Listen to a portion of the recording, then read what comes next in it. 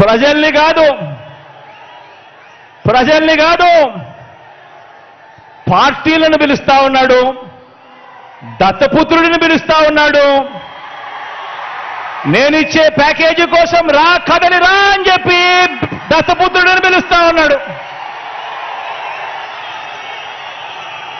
వదినమ్మను పిలుస్తా ఉన్నాడు. కమలం పార్టీలో చేరి అక్కడ నా మనిషిగా రా కదలి రా అని చెప్పి వాళ్ళ వదినమ్మను పిలుస్తా ఉన్నాడు.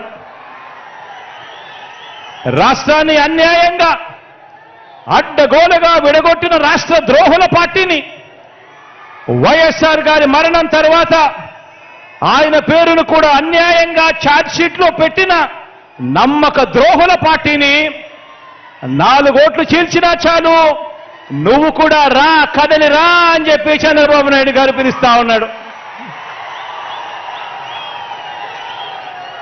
అసలు బాబుకి దత్తపుత్రుడికి వదినమ్మకు చంద్రబాబు బ్యాచ్కి ఈ స్టేట్కి వారికి సంబంధమే లేదు. ఈ రాష్ట్రానికి వారికి సంబంధమే లేదు.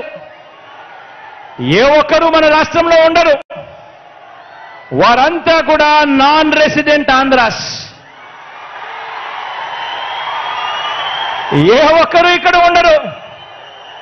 వారందరూ కూడా నాన్ రెసిడెంట్ ఆంధ్రాస్.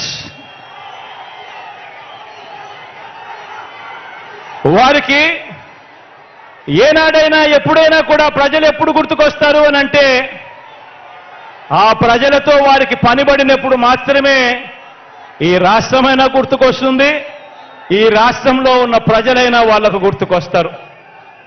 కాబట్టే ఆయన సైకిల్లో కాబట్టే ఈ పెద్ద మనిషి సైకిల్ తొక్కటానికి 2 దాన్ని తోయటానికి మరో 2 పొత్తులో తెచ్చుకొని రా కదలి రా అని చెప్పి పిలుస్తా ఉన్నాడు.